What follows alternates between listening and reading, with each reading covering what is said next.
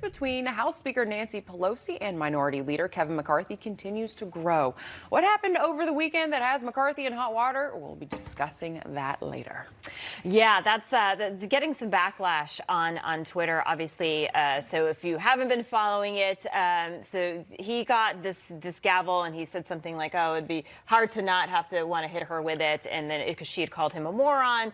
Mark Halperin actually thinks that he will apologize because he is getting so much backlash for it. But again, it's always if it was the other side, would they be calling for him to resign? So you know the answer to that. Yeah, exactly. We always say that.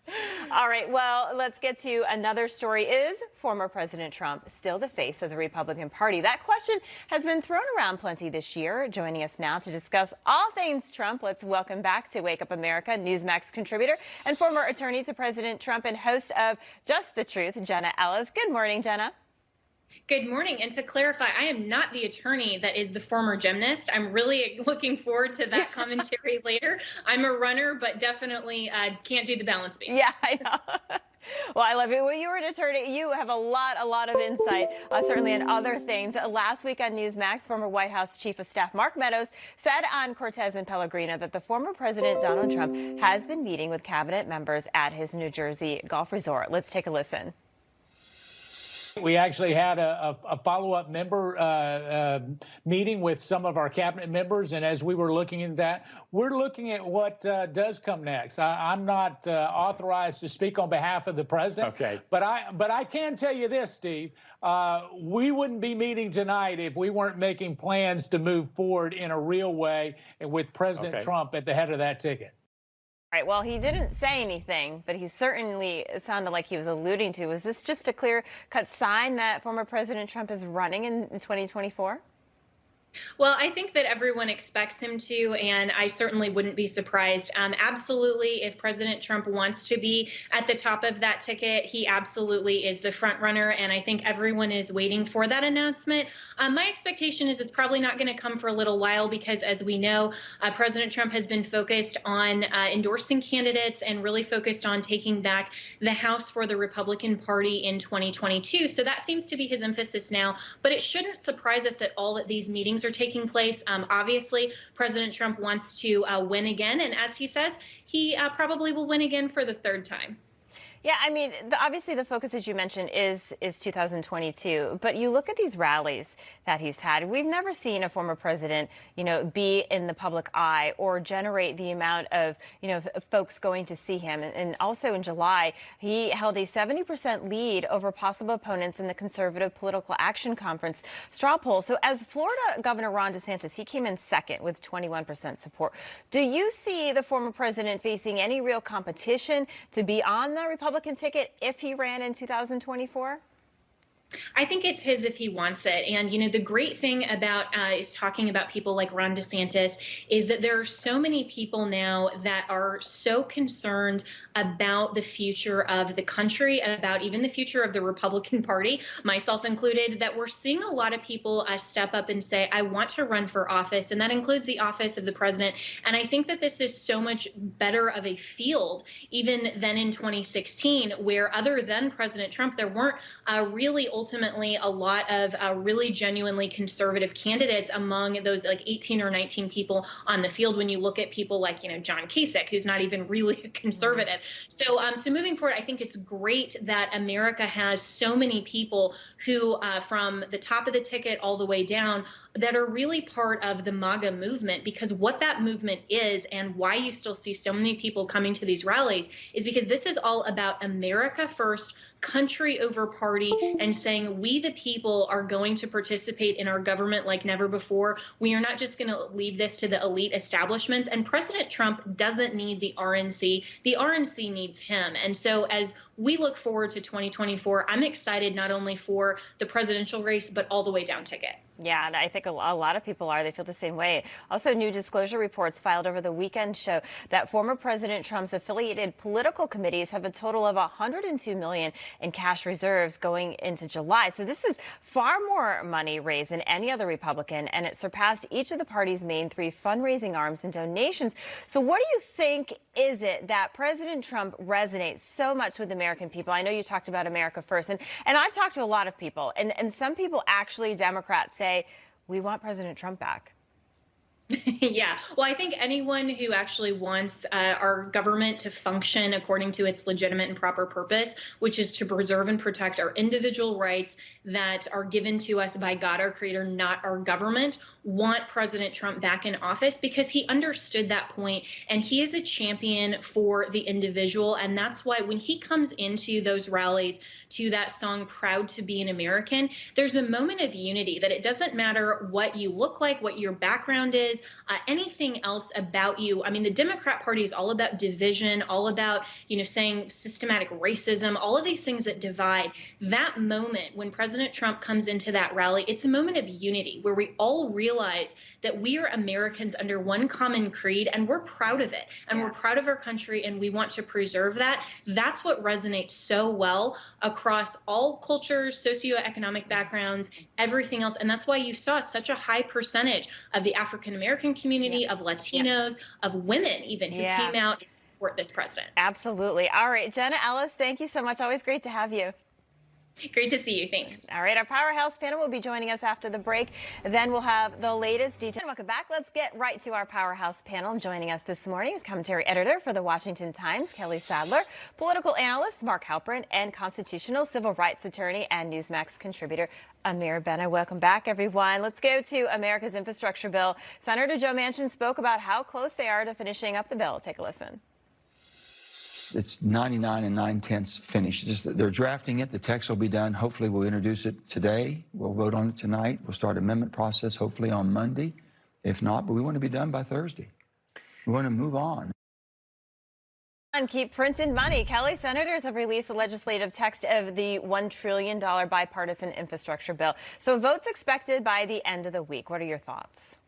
My thoughts is that's way too fast. This is almost a 3,000-page bill. We don't know what is in it. There's only been a handful of senators that have wrote it and know what's in it. So I think this would be a huge mistake, especially when we see rising inflation. We're adding to the debt. Is this the time right now to pass infrastructure when we have a southern border crisis?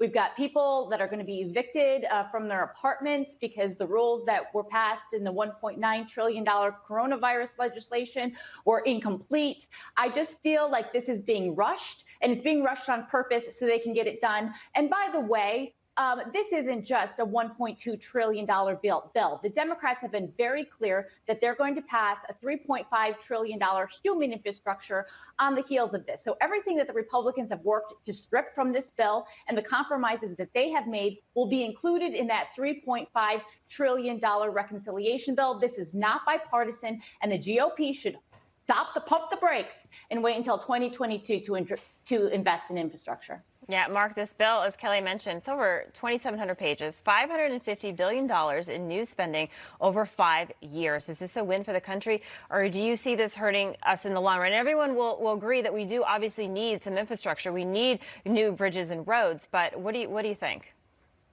It's not a perfect piece of legislation, but given the divide in Washington, given the different visions of the two parties, I actually think if you're someone who believes the federal government should be spending on airports, road, bridges, and broadband, this is about as good a vehicle as we're going to get. There's no perfect time to do it. There's no perfect way to do it. But I think this is going to prove to have pretty broad support in Congress. It has very broad support in the country, no matter how you poll it. People seem to like this piece of legislation the way it's been done, even though the details are going to be less pretty than people's perception of the overall package. Yeah, no, absolutely. Amir, do you expect this bill to go through some hurdles in the House, or you think it's just going to go right through? I think they're going to get it right through. And do I think that's the right way to do it? No, I do think that we should have more time to look into the fine print. 2,700 pages that's a long bill. To try to jam it through and get it done by Thursday so they can move on to this human infrastructure bill, which is just an expansion of the welfare state. That's what they really want to get to. So this is the hurdle that they're trying to get through to get to that. So I think they're going to bring all of their resources to bear on sort of getting through this hurdle, knocking it down so they can get to what their goal is and their objective. Yeah, that next bill, that's what everyone's talking about. All right, Congress and President Biden allow eviction moratorium to expire as COVID-19 cases surge. Here in New York, Congresswoman Alexandria Ocasio-Cortez talking about the eviction moratorium, and she's blaming her own party. Take a listen. The House and House leadership had the opportunity to vote to extend the moratorium. And there were many, and there was frankly a handful of conservative Democrats in the House that threatened to get on planes rather than hold this vote. And we have to really just call a spade a spade. We cannot, in good faith, blame the Republican Party when House Democrats have a majority. Mark, she's not blaming the Republicans. I was surprised when I heard that. Does she have a point there? Yeah. If you look at voting rights, you look at immigration, you look at the eviction issue, you look at the debate over the infrastructure bill and reconciliation, this is the high point of tension between the moderates and the progressives and the Democratic Party. It's the fight over for the heart and soul of Joe Biden, who's been a moderate but has acted largely like a progressive. So I think what she's saying is going to be a real challenge for the White House now, where the fights within the Democratic Party are in some ways more important right now, more indicative of where this country is going to go than the fights between the Democrats and the Republicans. Yeah, Amir, from a legal standpoint, is there a way for people to protect themselves? Well, I mean, to protect themselves in this, I think it's good that the moratorium is lifted because, look, there's so many job openings right now. There's no reason that they could get a job. They can pay their rent. You know, there's been all this money, 46, how much is it? $46 billion that have been allocated. Only $3 billion have actually been distributed. And the reason for that is because people feel no financial pressure to do it. If they're not going to get evicted, then they have no reason to apply to get this money. And so who's really suffering here is the landlords. And almost 50% of all landlords, residential landlords in this country, are mom and pops.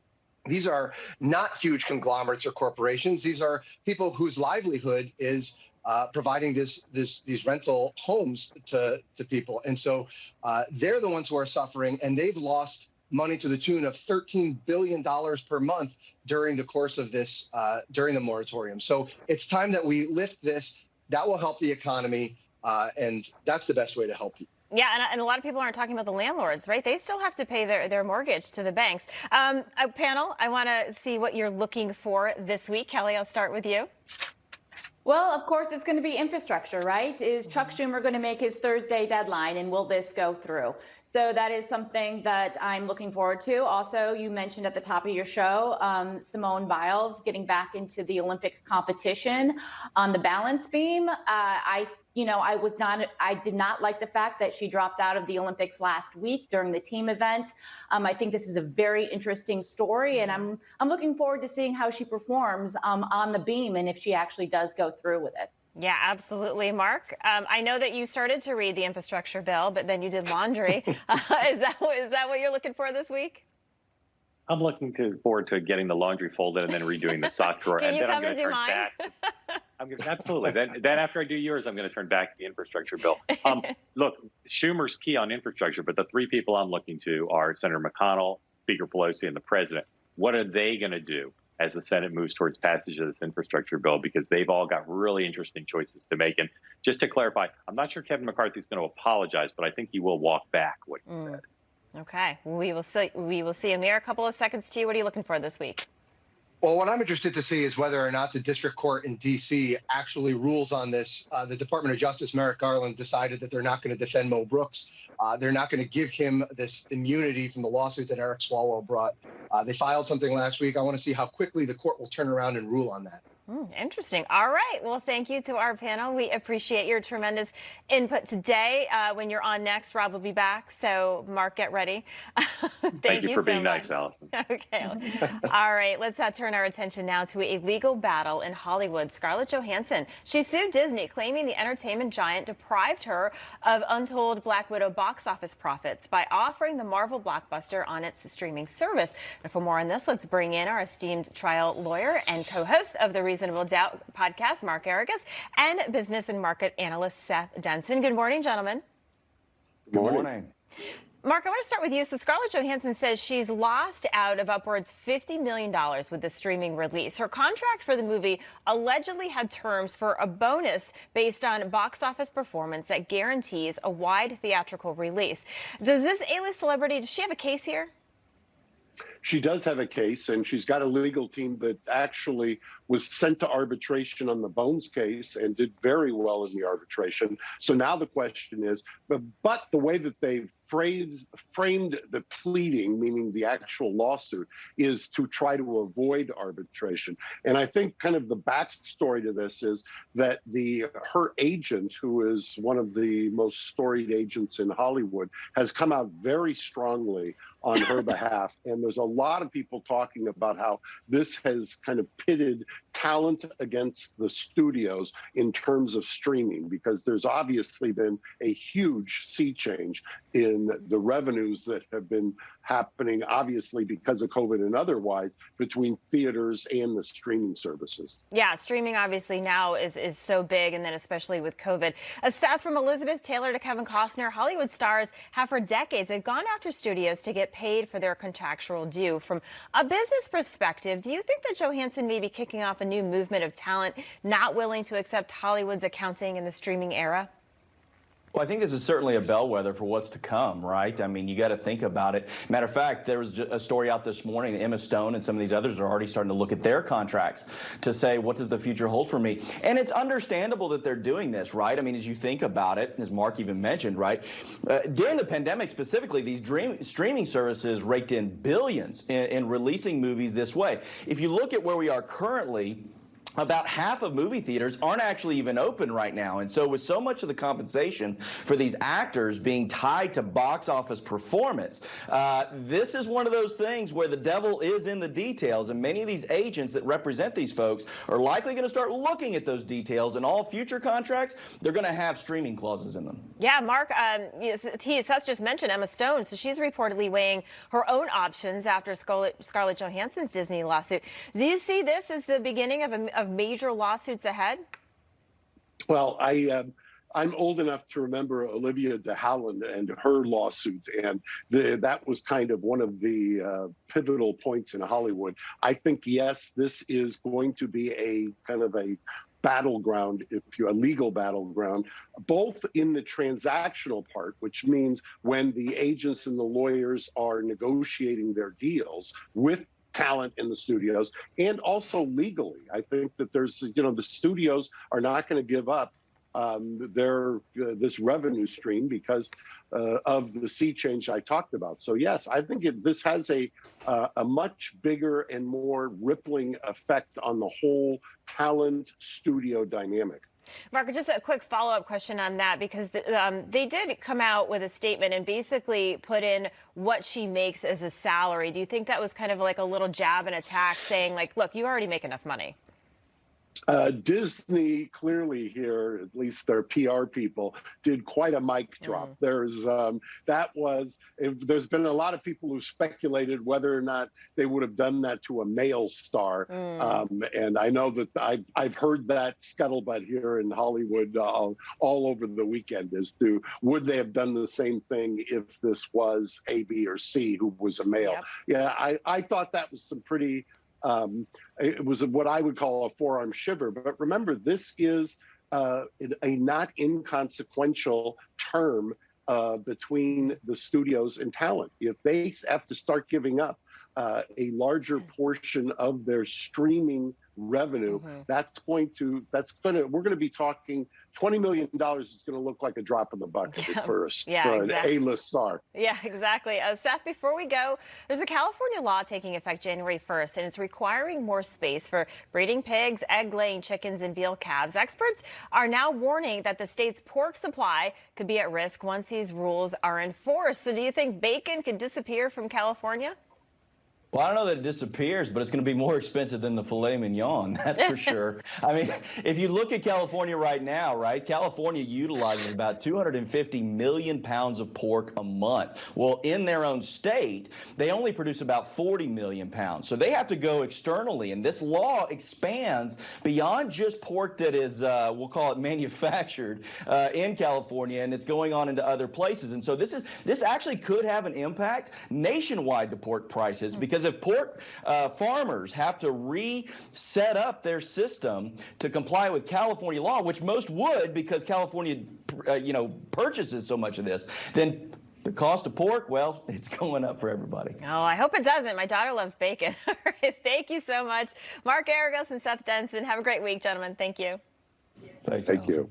All right, up next, we have founder and president of Healthy Tennessee and Trauma America. I'm Melissa Maloney. Some breaking news this morning out of the Olympics, as Simone Biles is now returning to competition at the Tokyo Olympics to compete in the balance beam event final. This after leading a new generation of athletes who prioritize mental health and withdrawing from her other events at the Tokyo Games. Joining us now for more is attorney and former gymnast, trained by disgraced Coach John Gadet, Sarah Klein. Sarah, thank you so much for joining us. Sarah, you're now an attorney, and you are also an advocate for victims of sexual abuse. Your firm represents Simone Biles.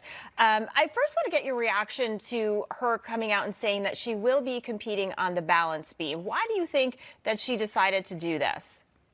I think it's fabulous. I think she took it day by day, and she's listening to her body. She's listening to her spirit, and this is an event she feels comfortable on, and I love to see her back out on the stage. Yeah, I think a lot of people are happy to see her on this stage, and just following social media, she certainly got a lot of support, but she did get some criticism, and her decision to step back, it's opening the door for a lot of debate. Do you think that the pressures that these athletes are under is a conversation that needs to happen, because we really haven't been talking about it? Yes, but Simone's scenario is extremely different than just an athlete under immense, pressure. She has faced unconscionable abuse at the hands of a doctor that USA Gymnastics and the United States Olympic and Paralympic Committee proactively covered up, hid from her parents, and hid from the police. This is a fact. And the Office of Inspector General published a report a few weeks ago stating exactly this. And then we see Simone a few weeks later have to suit up with the Olympic rings and Team USA on her back and all around and compete on behalf of the organizations that failed her, that allowed her to be abused, that covered up her abuse, and that are making money based on the medals that she brings home. So this is much more than just a story of an athlete and mental health and pressure in the Olympics. This is a story of two entities that she has bravely been competing on behalf of, who enabled her abuse and who enabled 120 more little girls to be abused after they knew that Larry Nassar was a serial pedophile. Yeah, I think, Sarah, that's the story that a lot of the media and people on social media are missing. They Correct. Just say, okay, well, she got out because she couldn't handle it, or there was too much pressure. But that side of the story really isn't being told. Correct. And this is something that we've been working on since the world watched us give our victim impact statements in January of 2018 and putting Larry Nassar away for life. The story just began then, and the story is still heating up. Just a few weeks ago, we're getting late breaking information that the FBI knew about this from Athlete A, Maggie Nichols, Allie Raisman, Michaela Maroney. They knew about Nassar. They never picked up the phone and called Simone's parents. They never picked up the phone and called Michigan State University, where Nassar was employed. Instead, they hid the report in a desk drawer. And again, read the Office of Inspector General report that came out a few weeks ago, and they did nothing about it. Wow. Simone and all of the sister survivors are still in active litigation with the Olympic Committee and with USA Gymnastics. And Simone's been in tears about the fact that she feels the pressure of being a survivor, the only competing survivor on the team, because if she didn't continue to compete, then nothing would change. And so that's the kind of pressure that this girl is feeling. Let's not forget, Simone's won the Olympics before. Simone has more medals than any gymnast will probably ever have in the history of the United States or potentially even the world. She doesn't need another Olympic medal. She wants the sport to be safe for children. That's the kind of pressure Simone is facing. Yeah, I can't even imagine the pressure that she has felt and is, and I think about all of this. And do you think that, she said that she realizes, it's more than gymnastics, right? How monumental of a moment is this for her? We have about 15 seconds. I'm so proud of her. I mean, this is her legacy. Her gymnastics is phenomenal, but this is such a bigger legacy for my friend, my sister survivor, who's coming out and saying enough is enough, and I'm going to value myself and my own spirit above medals and above earning money for the entities who did not protect me. Absolutely. All right. Thank you so much for your insight, Sarah Klein. We really appreciate it.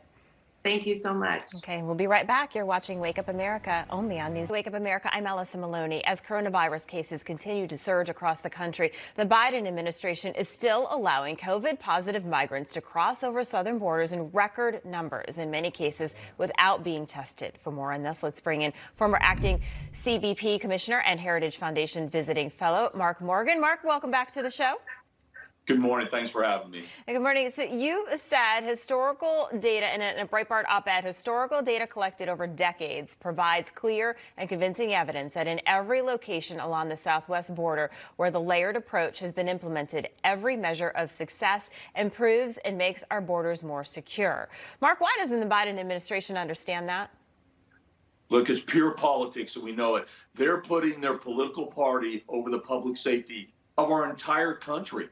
Look, in 2006, the Secure Fence Act was passed. 80% of the Senate voted for it, both Republican and Democrat. It clearly stated in there that they mandated and directed DHS to do what? To build wall. In 2006, they went into great detail of how effective the wall is. And since then, you've had prominent senators like Senator Obama, Senator Hillary Clinton, Senator Schumer, and then Senator Biden all brag about how they voted for the wall and how effective it was. I really encourage people to research the 2009 speech that Chuck Schumer gave to Georgetown University, where he went into great detail talking about illegal aliens, and he used that phrase, as well as how effective the wall is. And now, since Trump came along, all of a sudden, the wall is ineffective and immoral. It's hypocrisy at its best. Yeah, you won't hear the mainstream media play that soundbite of Chuck Schumer for sure.